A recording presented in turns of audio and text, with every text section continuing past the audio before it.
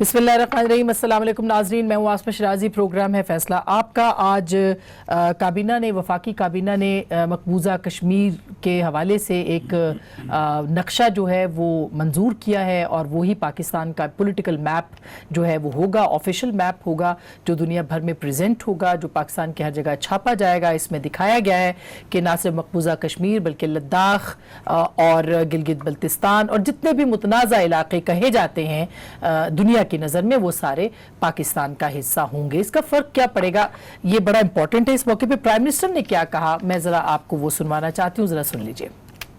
इससे पहले आज सुबह वजारत खारजा में भी एक कुल जमाती कॉन्फ्रेंस हुई जिसमें कि अपोजिशन के जो रहनुमा थे वो शरीक थे। गो के जो पहली लाइन की लीडरशिप है वो वहाँ पर मौजूद नहीं थी, लेकिन पॉलिटिकल पार्टीज तमाम जो है अपोजिशन की, उसकी नुमाइंदगी वहाँ पे थी और उन्होंने इस नक्शे की मंजूरी भी दी और उसके साथ साथ जो कश्मीर के हवाले से अपना एक यकसा मौक़िफ़ है वो भी पेश किया। सवाल ये है कि क्या इस तरह इससे पहले हुकूमत ने यह भी कहा है कि जो हाईवे है उसका नाम श्रीनगर रख दिया जाए, उसकी बजाय जो कश्मीर हाईवे है जो कि इस्लामाबाद की मशहूर हाईवे है वो भी कल बिलबोर्ड्स लगा दिए गए, जगह जगह उसके भी साइंस लगा दिए गए और इसके साथ साथ कल अब 1 मिनट की खामोशी भी होगी। क्या इससे कश्मीर कॉज को कितना फायदा हो सकता है, इसके ऊपर हम जरूर बात करेंगे। उसके साथ साथ अपोजिशन के राब्तों में भी तेजी आ गई है। बिलावल भुट्टो जरदारी साहब का राब्ता हुआ है शहबाज शरीफ साहब के साथ और अब ऑल पार्टीज कॉन्फ्रेंस भी प्लान की जा रही है अगले हफ्ते। कुछ पंजाब के अंदर भी तब्दीली की खबरें जो है वो आ रही हैं और उस्मान बुज़दार साहब को हटाया गया तो परवेज इलाही साहब का मुतालबा है उनकी जमात का कि उनको वजीर आला बनाया जाए। आज कोई मुलाकात भी होने जा रही थी जो कि नहीं हो सकी काफली की और उस्मान बुज़दार साहब की। बहरहाल उस पर कहा जा रहा है कि शायद कोई नया जो चार्ट है वो वर्कआउट हो रहा है दोनों पार्टियों के दरमियान, कोई नई चीज़ें, एग्रीमेंट भी आपको पता है कि ख़त्म होने वाला है, कोई तकरीबन 2.5 साल के बाद ये भी ख़त्म हो जाएगा हुकूमत के। क्या होगा मंजरनामा, इसके ऊपर बात करेंगे। अपोजिशन कितना बड़ा महाज तैयार कर सकती है, क्या एजेंडा होगा हुकूमत की तब्दीली के हवाले से, खास करके जब PMLN में दो मुख्तलिफ बातें और आरा भी आ रही हैं। हमारे साथ मौजूद है जनाब मोहसिन शाहनवाज रांझा साहब जो कि रुकने कौमी असम्बली हैं पाकिस्तान मुस्लिम लीग नवाज के, बहुत बहुत शुक्रिया। जनाब फ़ारूक हबीब साहब जो कि पाकिस्तान तहरीक इंसाफ के रुकने कौमी असम्बली हैं, पार्लिमानी सेक्रेटरी हैं इत्तलात के, बहुत बहुत शुक्रिया। हमारे साथ मौजूद होंगे जनाब मुस्तफ़ा नवाज खोखर साहब, सेनेटर पाकिस्तान पीपल्स पार्टी और तर्जुमान है बिलावल भुट्टो जरदारी साहब के, आपका भी बहुत बहुत शुक्रिया। मुस्तफ़ा साहब आपका ज्वाइन करने का। सबसे पहले रांझा साहब आपके पास आते हैं। एक तो ये जो मैप की अब आपने खबर सुन ली कि जिस तरह से हुआ है या और भी जो इक़दामात किए गए कश्मीर के हवाले से, कल यौम इस्तेहसाल है उसके हवाले से, क्या आप खुश हैं कि ये इक़दामात जो हैं ये अच्छे हैं, होने चाहिए थे? देखिए, जहाँ तक इन चीज़ों का सवाल है, हमारे एक्शंस हैं, ये एक अच्छी बात है कि हम अपना क्लेम जो है उसको हम स्ट्रेंथन कर रहे हैं।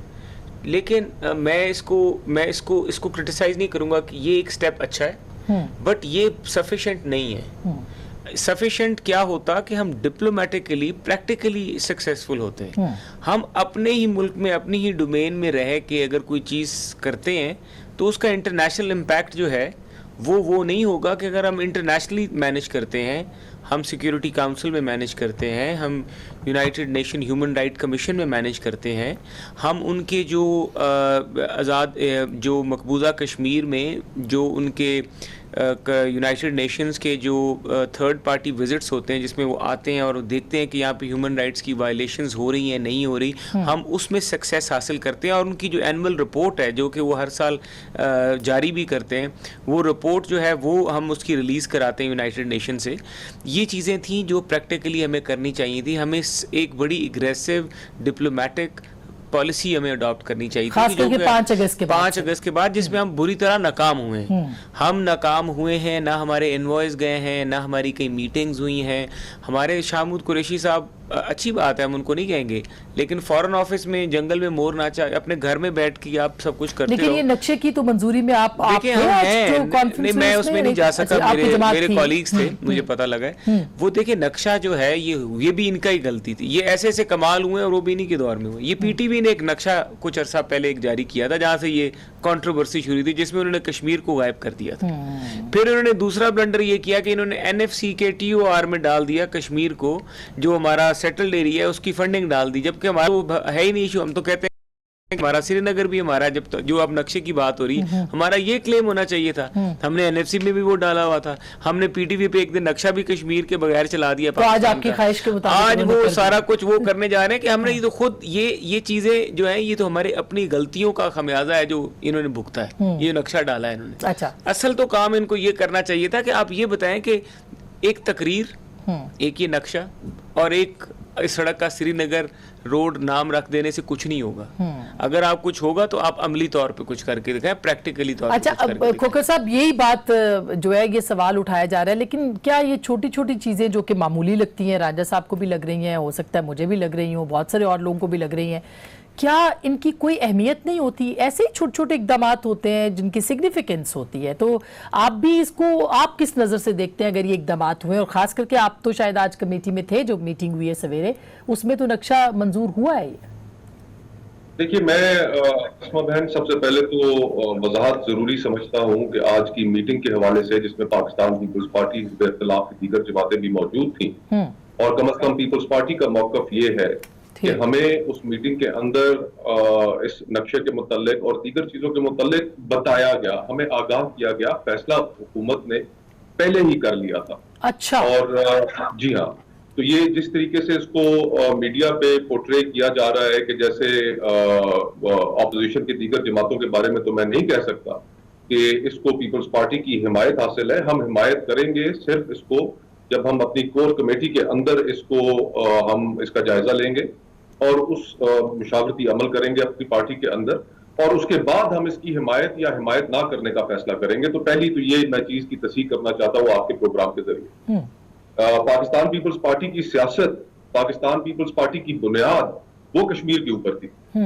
हम शहीद जुल्फ़िकार अली भुट्टो ने उनके आज भी तारीखी अल्फाज जो है वो हर किसी को अजबर है कि हमें 1000 साल भी अगर जंग लड़ना पड़ी तो हम लड़ेंगे कश्मीर के लिए। और जिस तरह बानी पाकिस्तान ने कहा था, कश्मीर पाकिस्तान की शहर आ गए।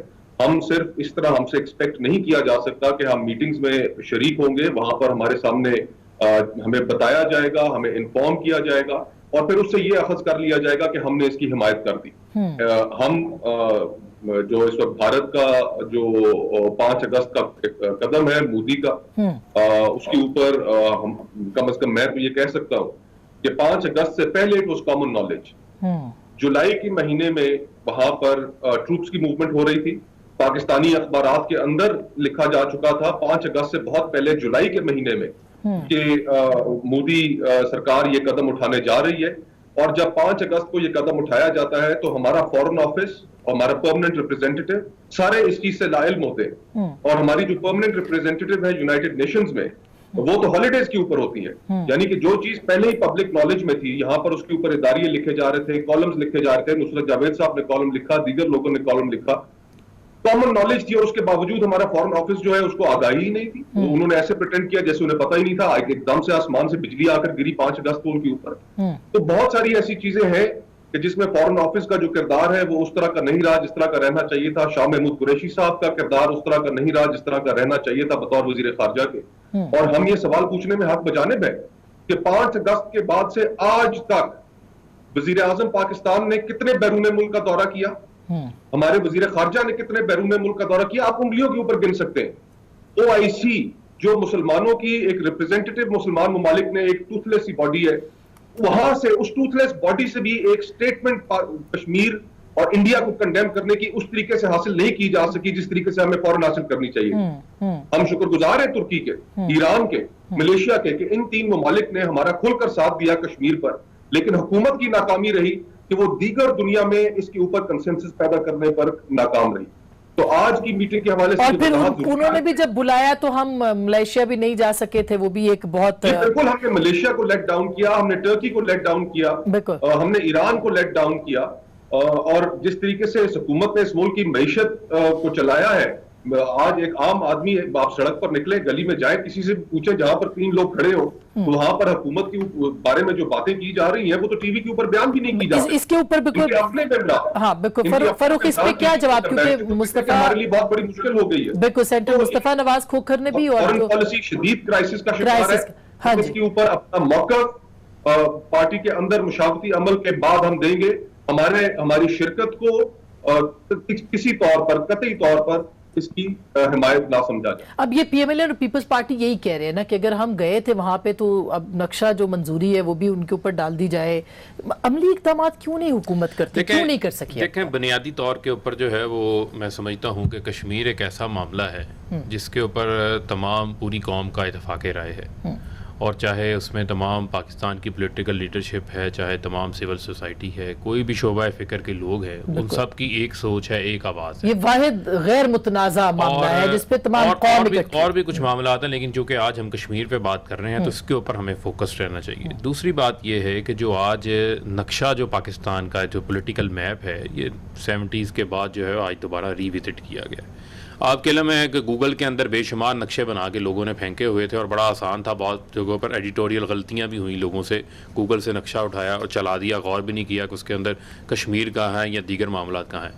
आज के इस नक्शे से जो मैं समझता हूँ जो पेश किया गया, उससे एक चीज़ वाज़ेह हो गई कि पाकिस्तान की जो सरहदी हदूद हैं वो कहाँ तक है और पाकिस्तान का जो पॉलिटिकल नक्शा है वो क्या है। उसके अंदर आप चाहे वो लद्दाख का मामला है, मकबूजा जम्मू कश्मीर का मामला है, चाहे सरक्रीक का मामला है जो आपने अपनी इंट्रो के अंदर शायद आप उसका हवाला नहीं दे सकी, वो उस तमाम चीज़ों की आज अहमियत के हवाले से भी दफ्तर खारजा के अंदर जो है वो बात हुई। मुस्तफ़ा नवाज़ खोखर साहब भी वहाँ पर मौजूद थे, मैं भी वहाँ पर मौजूद था।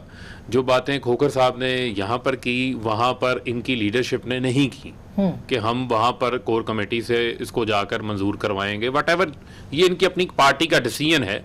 लेकिन मैं समझता हूँ वहाँ पर शहरी रहमान साहिबा ने, राजा परवेज़ अरशद साहब ने और शाहिद हुसैन साहब ने और बाकी जो जमातों के लोग थे, राजा ज़फ़रुल हक साहब थे, उन्होंने बड़ी अच्छी तजावीज़ पेश की कश्मीर के इस कॉज को आगे लेके चलने के हवाले से। इवन पॉलिटिकल मैप के हवाले से भी बात हुई और उसके अंदर जो भी इनकी मामलात थे उनके ऊपर खुल के बात हुई। ये नहीं था कि किसी ने जो है वो कोई किसी को बांध के बैठा दिया गया था और उसके ऊपर आप बात नहीं कर सकते थे। कहा जा रहा है कि डिस्प्यूट पे बात हो रही है कि डिस्प्यूटेड एरिया अगर यूएन के ऊपर पेश करेंगे तो हमने तो कह दिया कि हमारा इलाका है, तो फिर मुतनाज़ा इलाका क्या होगा और यूएन इस पे क्या करेगी? नहीं, इसके कॉन्सेप्ट को समझने की जरूरत है। देखें, बात यह है कि खोखर साहब भी आज वहां पर थे। जो भारत क्या काम कर रहा था वो आपके पाकिस्तान के इस जो आज़ाद कश्मीर का हिस्सा है इसको भी अपने नक्शे में शो करके गिलगित बाल्टिस्तान का मौसम का हाल बताकर भी सुन लें मौसम का हाल बताकर आइन के वो अफगानिस्तान की सरहदों तक अपना क्लेम शो कर। आर्टिकल 370 उन्होंने किया है और आजाद कश्मीर पर हमलों की धमकियां रोज देते हैं वो। मैं वही आपको और वो धमकियां नहीं देते, उन्होंने 370 कर लिया। मैं आपको बताता हूं, उन्होंने 370 कर लिया, लेकिन 370 करने के बाद जो है वो पाकिस्तान ने उनके 2 जहाज भी गिराए जब उन्होंने कोशिश की पाकिस्तान के ऊपर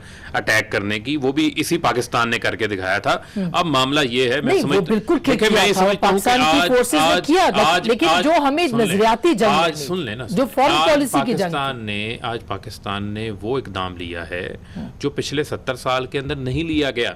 आज जो है वो हमने अपनी जो सरहदें हैं उन सरहदों के हवाले से जो पाकिस्तान का क्लेम है, ठीक है, उसको हमने आज रीडिफाइन क्लैरिटी के साथ किया है और यही नक्शा जो है वो दुनिया के सामने पेश किया जाएगा, यूएन के सामने पेश किया जाएगा। इससे कोई फर्क पड़ेगा? जिसने बात करनी है इस पे करेगा, यकीनन पड़ेगा, क्योंकि भारत जब जाकर अपना नक्शा शो करता था और उसके मुतबादल में पाकिस्तान का क्लेम क्लैरिटी के साथ मौजूद ना हो तो उस वक्त हमारे कॉज को नुकसान पहुंचता था। आज वो हमारी पॉलिसी कॉज क्लैरिटी के साथ जाएगा, अमली इक़दाम की तरफ जाएगी। एक मिनट, और दूसरी बात यह है, यहाँ पर कहा गया कि अभी तक कुछ नहीं किया गया। देखें, बात यह है कि आरएसएस की, मोदी की आइडियोलॉजी 5 अगस्त से पहले किसी ने बयान नहीं की। वजीर आजम ने यूएन के अंदर खड़े होकर आरएसएस की आइडियोलॉजी को बताया। आज जितना वेस्टर्न मीडिया है, आज बल्कि जितना वेस्टर्न मीडिया ये एक्नॉलेज किया गया, जितना कमाल खुद कर दिए वो शायद हमने उसको कैश ही नहीं किया। नहीं, सुन लें, आज इस चीज को भी एक्नॉलेज किया गया ऑल पार्टीज कॉन्फ्रेंस में। अपोजिशन के रहनुमाओं की तरफ से भी एक्नॉलेजमेंट थी, बल्कि हवाले दिए जा रहे थे कि वाशिंगटन पोस्ट के अंदर जो है वो आज फलाना आर्टिकल लिखा गया है, आज फलाने इंटरनेशनल मीडिया में फलाना मोदी के हवाले से आर्टिकल लिखा गया है। और बल्कि शहरी रहमान साहिबा ने बड़ा अच्छी इस्तेलाह की जिसे सबने अडॉप्ट किया। सुन लें, वो क्या थी कि इंडिया नहीं, इंडिया कि हिंडिया, इंडिया या हिंदुआ जो सोच है, जो सेकुलर इंडिया का जो कंसेप्ट था वो खत्म हो तो चुका है। क्रेडिट गोज टू शेरी रहमान कि कम से कम कोई थ्योरी तो लेके आई वो। ये ने कहा कि तमाम अच्छा, पार्टी मैं- साथ मैं- बैठी ना, बात करके तो बात बड़ा चली। अच्छा इजाफा किया अच्छा, हमारे इल्म में। मैं नहीं, मैप से वो कहते हैं कि एक अफकार की जो जंग है उसमें तो आपको एक थोड़ा सा तो एज देखिए, मिलेगा, आप यूं नफ्सियाती करें, जंग तो है ना। माशरती उलूम की किताब ने बुक्स निकालें, पुरानी माशरती उलूम की, सोशल स्टडीज ऑफ पाकिस्तान की, उसमें नक्शा निकाल लें। वो नक्शा वही है जिसको अब ये देखें, इनके पास कोई काम नहीं है मगर करने वो ये का। कह रहे हैं इसका नफ्सियाती इम्पैक्ट देखिए, नफ्सियाती इम्पैक्ट आपने री इंडोर्स कर दिया। नफ्सियाती इम्पैक्ट हमारे और यहाँ पे फॉरेन ऑफिस की मीटिंग्स करने से कुछ नहीं होगा। नफ्सियाती इम्पैक्ट अगर आपने डालना है तो आपका पता लगे कि OIC आपकी फेवर में बोले, मुस्लिम उम्मा बोले आपकी फेवर में, वो उधर उनकी मेज़बानी कर रहे हैं, वो उनके वहाँ पे बड़े बड़े प्रोग्राम्स कर रहे हैं, वो उनके साथ इन्वेस्टमेंट्स करते हैं, आपका वो टोटल वहाँ पे नाकामी होती है। अभी अब गैर आगे निकल मुस्तकिल जाए। मेंबर जब बना तो ठीक है, पाकिस्तान अब ने भी देखिए, हिमायत की और हिंदुस्तान पाकिस्तान की। ने, अब देखिए उसके बाद आपकी क्या, आप मतलब हर डिप्लोमेटिक फील्ड में आप हर जगह पे नाकाम हुए हैं, चाहे वो FATF हो, चाहे वो आप जहां पर भी चले जाएं, आपकी नाकामी जो है वो बिल्कुल आया है। अच्छा, हम तो रायन साहब। अब इस हालत तक पहुंच गए हैं कि हम यकीन मानिए कि अब हम तो इन ममालिक की आंखों में आंखें डाल के बात करने के काबिल ही नहीं रहे। हमें तो ये लगता ही नहीं है कि हम एक वो रियासत हैं जिसकी कायदे आज़म ने बात की है, या हम वो रियासती जो ख्वाब का इलामा इकबाल सुनाया करते थे वो रह गया कहीं। अब तो हम यूँ लगता है कि जो वहाँ से हुक्मनामा आता है हम चुप करके सर तस्लीम कर लेते हैं, जो हुक्मनामा आता है। अच्छा, ये बड़ी क्रिटिकल बात है। मैं मुस्तफ़ा नवाज साहब ब्रेक के बाद इस पे ज़रूर बात करूंगी, लेकिन उसके साथ साथ ये आप दोनों ने अपनी बात में बार बार ये कहा कि हुकूमत नाकाम हो चुकी है, इसकी पॉलिसीज़ नाकाम है, इसकी खारजा पॉलिसी नाकाम है, इसकी मईशत की पॉलिसी नाकाम है, वगैरह वगैरह। तो फिर सवाल अवाम ये करते हैं कि इसका हल किसके पास है? क्या अपोजिशन के पास कोई हल है इसका? ब्रेक के बाद इस पर बात करेंगे।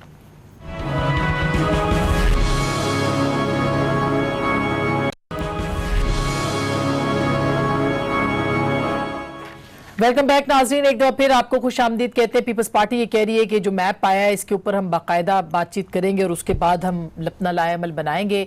मुस्तफ़ा नवाज खोखर साहब, अगर आप ये कह रहे हैं कि लाएमल बनाना है तो फिर ये वो मामला है जो वाहिद मामला है जिसके ऊपर पूरी कौम एक है। तो अगर पॉलिटिकल पार्टीज ने इतराज़ात शुरू कर दिए, अब जो काम हो गया है, तो उसके बाद तो फिर एक गलत मैसेज जाएगा नहीं? जी कतई नहीं। देखिए, आज हमें तो सिर्फ इस अमल का, इस हुकूमती इक़दाम का बताया गया, और वहां पर भी जो अपोजिशन की दीगर जमातें थी और पीपल्स पार्टी ने भी ये बात सामने रखी कि आज इस मीटिंग में अव्वल तो प्राइम मिनिस्टर को सामने आना चाहिए, वजीर आजम को लीडरशिप रोल प्ले करना चाहिए। हम ये दुनिया को क्या पैगाम दे रहे हैं कि वजीर आजम कंसेंसस पाकिस्तान में पैदा नहीं कर सकते या वो अपोजिशन के साथ बैठ नहीं सकते। तो ये इसका भी एक नेगेटिव मैसेज जाता है। जिम्मेदारी हुकूमत के कंधों के ऊपर है, ऑपोजिशन के कंधों के ऊपर नहीं है। हुकूमत ने कंसेंसस क्रिएट करना है, हुकूमतें कंसेंसस क्रिएट किया करती हैं, ऑपोजिशन ताउन करती है, और हमने माजी में ताउन किया जब तो प्राइम मिनिस्टर आपके साथ क्यों नहीं बैठते? ये सवाल तो इतना घिसा पिटा है, मुझे पता है इसका जवाब भी आपके पास जो वही है जो पुराना है, जैसे मैं पुराना सवाल पूछ रही हूँ, लेकिन क्यों नहीं? इस मसले पे तो वो बैठ सकते थे, क्यों नहीं बैठते? आपने पूछा आज? इससे ज्यादा संगीन जब पाक भारत कशीदगी थी और दोनों मुल्कों के दरमियान बिल्कुल जंग, we were on the verge of a war, उस वक्त वजीर आजम ने हमारे साथ ऑपोजिशन के साथ बैठने से इनकार कर दिया, स्टेटमेंट का एक रोल, स्टेटमेंटशिप दिखाने से इनकार कर दिया। आर्मी चीफ को ऑपोजिशन रहनुमाओं को एतमाद में लेना पड़ा, उन्हें ब्रीफिंग देनी पड़ी। जो काम वजीर आजम का था उन्होंने नहीं किया। इसका जवाब तो वो खुद दे सकते हैं कि वो ऑपोजिशन के साथ क्यों नहीं बैठना चाहते। और आप अगर इससे पहले एक और मौका देख लें, अपोजिशन ने उस वक्त भी तामीरी रोल प्ले किया जब इस्लामाबाद के ऊपर कुछ लोग, एक गिरोह मजहबी जमात चढ़ दौड़ी थी। उस वक्त बिलावल भुट्टो थे जो सामने आए और उन्होंने कहा कि कदम बढ़ाओ इमरान खान, हम तुम्हारे साथ हैं। जिस वक्त हमारे आर्मी चीफ पर, जिस वक्त हमारे चीफ जस्टिस के ऊपर फतवे लग रहे थे, उन्होंने कतन साथ दे दिया और खुद से उन्होंने ये फैसला किया। तो ये इस तरह के कौमी मामला, और आप वही पीपल्स पार्टी है जो कह रही है कि हुकूमत को गिराना चाहिए, हुकूमत को रुखसत कर देना चाहिए, जमहूरी तरीके से ही, लेकिन कह तो रहे क्यों? तो देखिए, कोई हुकूमत अस्मा बहन नहीं रुखसत की जा सकती अगर वो अवाम के अंदर एक पॉपुलर हुकूमत हो। अगर गैर मकबूल हुकूमत होगी, उस गैर मकबूल हुकूमत की कोई हिमायत नहीं कर सकता। और अपोजिशन कतन एक मकबूल पॉपुलर हुकूमत को, जो अवाम में जिसको पजीराई मिल रही हो अपने इकदाम की वजह से, नहीं गिरा सकती। इस वक्त हुकूमत इतनी गैर मकबूल है कि जो ये बड़ा फेमसली टाउट करते हैं वन पेज, मैं नहीं समझता कि वो वन पेज अब मौजूद है। गैर मकबूल हुकूमतों के साथ कोई खड़ा नहीं होता, चाहे वो परवेज मुशर्रफ की हुकूमत हो, चाहे वो अयूब खान की हो या याया खान की हो। हम तारीख गवाह है, अच्छा। हमारे सामने तारीख में मिसालें मौजूद है कि गैर मकबूल हुक्मरानों के साथ कोई खड़ा नहीं हो सकता। और अगर मेरी बात पे अगर आपको कोई शक है कि ये मकबूल है या गैर मकबूल नहीं है, तो आप सिर्फ जाकर आवाम से पूछ लें, इस वक्त बाजारों में चले जाइए किसी जगह पे जहां पे 5-10 लोग खड़े हो, उनसे सिर्फ उनके सामने माइक रखते हैं और उनसे पूछ लें कि हुकूमत कितनी मकबूल। अच्छा राजा साहब, तो इसका तो मतलब ये है कि अब जो एपीसी होगी उसमें फाइनल डिसीजन होगा। अब तो पता चल गया कि शहबाज शरीफ साहब भी आएंगे, तो एक अनपॉपुलर गवर्नमेंट जो कि फॉरेन पॉलिसी बकौल आपके फलानी चीज फलानी पे नाकाम हो गई है, उसको आप अब हटा पाएंगे दोनों जमातें मिलकर? देखिए, गवर्नमेंट जो हमारा एपीसी वाला मामला है, इससे पहले एपीसी कॉल होने से पहले साइड लाइन्स पे बड़ी मीटिंग्स हुई हैं। चाहे वो एनएफसी का मामला था, उस पे भी हमारी एपीसीज हुई हैं।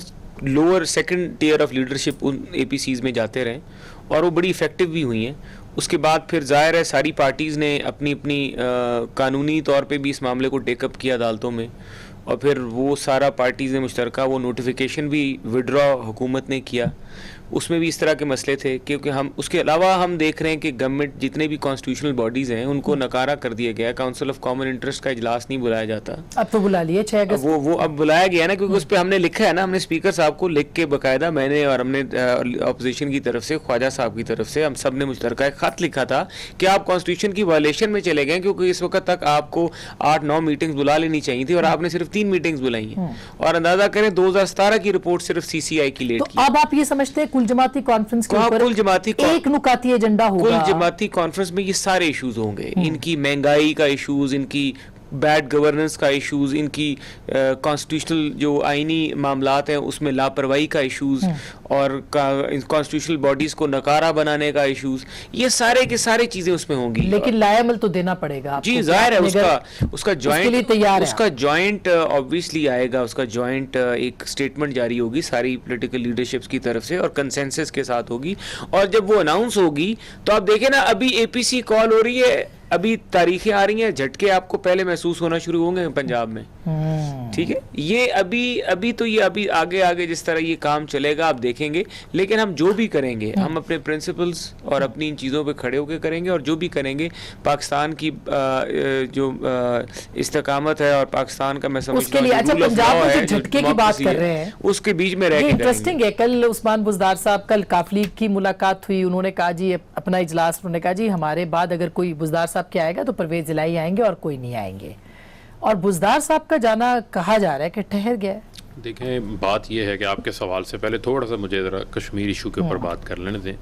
देखें, बात यह है कि हमें आज कश्मीर के ऊपर जो है कौमी सोच को आगे लेके चलना है। मेरा नहीं इरादा था कि मैं कोई इख्तलाफी बात करूं, लेकिन चलें कोई बातें हुई तो मुझे अपना मौक़िफ़ देने का भी जो है वो हक है।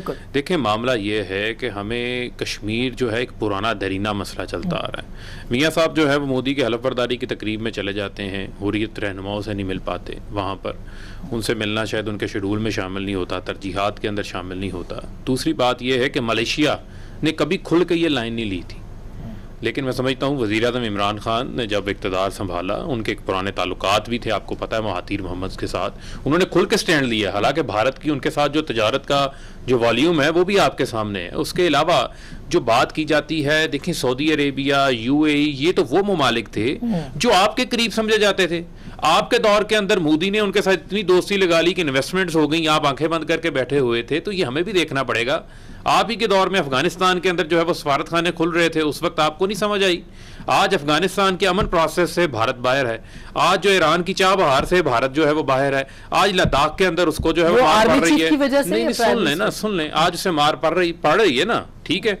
आज जो है वो दुनिया जो है वो मोदी की आरएसएस की आइडियोलॉजी को मान रही है, उसे वो कह रही है। उस तरह मोदी ने जो है वो जो बात ये कर रहे थे, यूनाइटेड नेशंस की ह्यूमन जो राइट्स की कमेटी है उसको नहीं वहां पर जाने दिया, उनको दाखिल नहीं होने दिया कोशिशों के बावजूद। तो हुकूमत ने सफारती महाज के ऊपर जो है वो बेशुमार अपनी कोशिशें की हैं। उन कोशिशों के समरात भी हमारे सामने आ रहे हैं।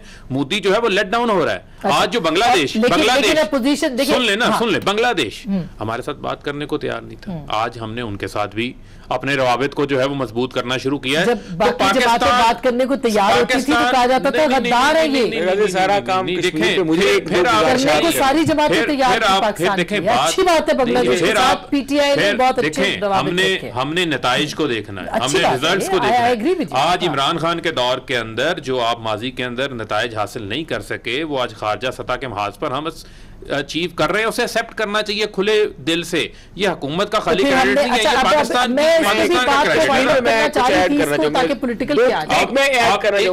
का कश्मीर पे। अगर आप अगली बात जारी कीजिए, देखें दो बातें इन्होंने की। एक कहते हैं ये उनकी हलफबर्दारी पे चले गए, उसका मैं ये जवाब दूंगा, आपने पूरी कोशिश की, आपने तो उसकी इलेक्शन कैंपेन में कहा कि मोदी का बनना बहुत ज़रूरी है, वज़ीर आज़म हमारी कामयाबी होगी, यहाँ पे हमारे तमाम मामलात हल होंगे भारत के साथ। वज़ीर आज़म का अपना बयान है ऑन रिकॉर्ड। दूसरी बात, मेरी टेलीफोन कॉल नहीं उठाता, आपकी तो टेलीफोन कॉल भी नहीं उठाता था, यहाँ पे चल के आगे एक ऐसा इशू है जिसके ऊपर पाकिस्तान मैं समझता हूँ कि अब हमारे पास जो है वो पॉलिटिकल डिफरेंसेस की टीवी टॉक शोज के ऊपर गुंजाइश मौजूद नहीं है। हमारे यही टॉक शोज जो हैं वो भारतीय मीडिया चैनल्स पे चलते हैं। बिल्कुल सही बात। हमने अपने कंसेंसस को आगे लेकर चलना है। हमें एक मैसेज देना है कम से कम मीडिया के जरिए से, आपसे भी गुजारिश हम फिर अपनी ये ना कहीं नाकाम हो, कुछ नहीं हुआ, इतना कुछ हुआ उसको एक्सेप्ट फिर आपको हमने अप्रिशिएट किया, लेकिन आपका सिर्फ वही है जिस तरह मुर्गा अजान देने के बाद कुछ नहीं करता, इन सारी बिल्कुल अच्छा। लेकिन इन सारी चीजों के बावजूद पाकिस्तान की कौम, वजीर आजम, अपोजिशन लीडर, पाकिस्तान के अवाम कश्मीर के साथ खड़े हैं, यौम इस्तेहसाल पे हिंदुस्तान के खिलाफ हैं। और कल सारा दिन आप देखेंगे कि अवाम अपने जज्बात का इजहार कैसे करते हैं। एक छोटी सी ब्रेक के बाद वापस आएंगे, पंजाब में तब्दीली की बातों पे आ जाएंगे वापस ब्रेक के बाद। वेलकम बैक नाज़रीन, एक दफ़ा फिर आपको खुश आमदीद कहते हैं। पंजाब में तब्दीली की बातें मुस्तफ़ा नवाज़ खोखर साहब वहाँ पे चल रही हैं और आपने देखा जो डेवलपमेंट है, सुनने में तो ये भी आ रहा है कि शायद काफली की मुलाकात प्राइम मिनिस्टर से डायरेक्टली हो जाए। लेकिन आपको लगता है कि परवेज़ इलाही साहब की अगर कोई चांस बनती है तो प्राइम मिनिस्टर उस पर एग्री कर जाएंगे और तब्दीली यहाँ से आएगी? पहली बात तो ये कि there is no government in Punjab. Pakistan का सबसे बड़ा सूबा है, 12 करोड़ वहां पर अवाम है। हम इस कोरोना के क्राइसिस से भी गुजरे और जिस सूबे का चीफ एग्जीक्यूटिव उसके अंदर ये कैपेसिटी ना हो कि वो मीडिया पर आकर सिर्फ इतना जुमला कह सके, अपने सूबे की आवाम को यकीन दिला सके कि आपकी जान और माल की हिफाजत मेरी आईनी और कानूनी जिम्मेदारी है और आपको कोई खतरा नहीं होना चाहिए, मैं यहाँ पर मौजूद हूँ। सिर्फ इतना जिनके अंदर ये कैपेसिटी ना हो टीवी पर आकर मीडिया के सामने बैठकर ये बात करने की। आप बताइए कि आज तक आप उनकी एक प्रेस कॉन्फ्रेंस से वाकिफ है? पंजाब असेंबली के अंदर उनकी कोई काबिल कदर कोई ऐसी तकरीर हो जो आपके सामने मौजूद हो? कोई उनका लेजिस्लेटिव, बल्कि लेजिस्लेशन के हवाले से एक ऐसी लेजिस्लेशन कर डाली बुनियाद इस्लाम। बिल्कुल, ये तो बिल्कुल बहुत ही मुतनाज़ा काम हुआ, बिल्कुल ऐसी। लेकिन फिर अच्छा जो बात गवर्नेंस मौजूद ही नहीं है, तो अब अगर गवर्नेंस मौजूद नहीं है तो उसको करेक्ट करना, जो अब पीटीआई के हमारे दोस्त अहबाब थे जो जिन्होंने वोट दिया पीटीआई को बड़े शौक से, वो समझते थे कि पढ़ा लिखा शख्स जो है पंजाब के अंदर वज़ीर आला बनेगा और वहां पर फिर उन्हें मिले बुज़दार साहब। लेकिन अब तब्दीली खोखर साहब पढ़े लिखे आदमी है, उनकी डिग्री भी असली है। आपने देखा नहीं की तरह। देखें बात ये है गुजारिश सुनिए, मैंने उसकी दरखास्त दी है, दरखास्त दी हुई है, चलें वेरीफाई भी हो जाएगी। सारों की तालीमी काबिलियत, कुछ मैट्रिक फेल भी हैं। असल में मामला ये है, कौन ऐसे ये जो स्पेशल देखिए पहला मामला तो ये है कि इनके अपने जो मुंतखब एमपीएज हैं जो इनकी टिकट पे मुंतखब होकर आए हैं, वो ही पंजाब के अंदर इनके ऊपर एतमाद का इजहार कर रहे हैं और वो बुज़दार के ऊपर एतमाद का इजहार कर रहे हैं। अब आप देखें कि सिंध के अंदर 12 साल से मुसलसल इनकी हुकूमत। लेकिन परवेज़ इलाही साहब ने क्यों ये, मैं गुजारिश कर रहा हूँ, टाइम कब में खत्म हो जाएगा, जल्दी खत्म कर दूंगा। सिंध में इनकी हुकूमत है ना, वहाँ पर कराची का पानी का मसला हल चुका, बारिश आती है तो पानी ज्यादा आ जाता है। वो तो कल लाहौर में भी आपने देखा, वहाँ पर जो है वो एनडीएमए को जाना पड़ा। वहाँ पर कराची अमन बहाल भी फौज ने किया था, रेंजर्स ने किया था, अब कराची की सफाई भी उन्होंने करनी। ये इनकी सिविलियन गवर्नमेंट का आलम है, फौज को नाअहली का आलम है। ये जब नहीं करेंगे तो कोई तो करेगा ना। मुझे लगता है लाहौर भी किसी ने तो करना है।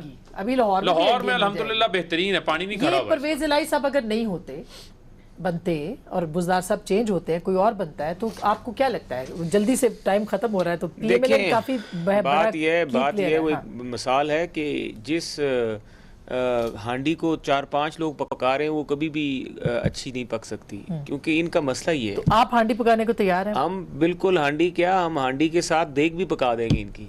अच्छा, हमें कब? जब बस अब ये मुहर्रम के बाद है या मुहर्रम से पहले? मेगा मुहर्रम के बाद ही। देखें वो अच्छा, पंजाबी APC होने दे, पंजाबी और फिर इनको शब्द देख खिलाएंगे। पंजाबी की एक मिसाल देख पंजाबी की रहे। एक मिसाल और है, शब्द देख खिलाएंगे। लेकिन देखें मसला ये है, ख्वाब देखने के अंदर जो है कोई हद नहीं है। इन्होंने बहुत जल्द जो है यानी अगर ख्वाब देखना हो, ख्याली पुलाव पकाना हो, तो गोश्त की कमी क्यों? आपके कहने का मकसद ये है। इनकी हड्डियां फूट चुकी है, इनकी हड्डियां पहले फूट चुकी है, फिर टीटीज का हिसाब देना मैं है। सिर्फ आपको छोटी मैं जो यकीन टीटीज मानिए का तड़का आवाम लगा हुआ इतनी है, तंग उसका होगी ना, हिसाब अगर अली साहब को वापस अगर बुला रहे हमारा MNA कोई भी MPA सिर्फ अपने हल्के में, यकीन मानिए आवाम इतनी तंग है। मैंने लोगों को खुद देखा है पल्स पे हाथ रख के इस 4-5 दिनों में। लोगों ने कहा आप हमें इशारा करें, आप कहें कि जी चलना है, यकीन करें हम अपने खुद इतने परेशान, हम चलने के लिए तैयार। आप चल पड़ेंगे फिर? अब हम चल पड़ेंगे कब? मुहर्रम के बाद इंशाअल्लाह ताला APC का फैसला होने दें। APC का फैसला होने देंगे। चलिए बस ये- देखते हैं अब APC का फैसला ये होता है कि नहीं APC होता। नहीं होनी। अच्छा, बहुत बहुत शुक्रिया। हुकूमत कहती है APC नहीं होनी, उधर से गिरफ्तारियों की बातें हो रही हैं और बड़ी बातें हो रही हैं। यानी अब जो है, अब के बाद कुर्बानी की ईद के बाद जो हम कह रहे थे, अब ज्यादा हल्ला गुल्ला सियासत में। लेकिन एक बात, कल कश्मीर डे है, कश्मीर के ऊपर डे के ऊपर पूरी कौम एक मैसेज दे रही है कि हमारे तमाम इख्तलाफात अपनी जगह, लेकिन जो कश्मीरियों के साथ सॉलिडारिटी है उसके लिए पाकिस्तान की सारी क़यादत जो है और आवाम वो एक सफ़े पे हैं और हम आवाज़ हैं कि हम कश्मीर के साथ हैं। गुफ्तगू आपने सुनी, फैसला आपका।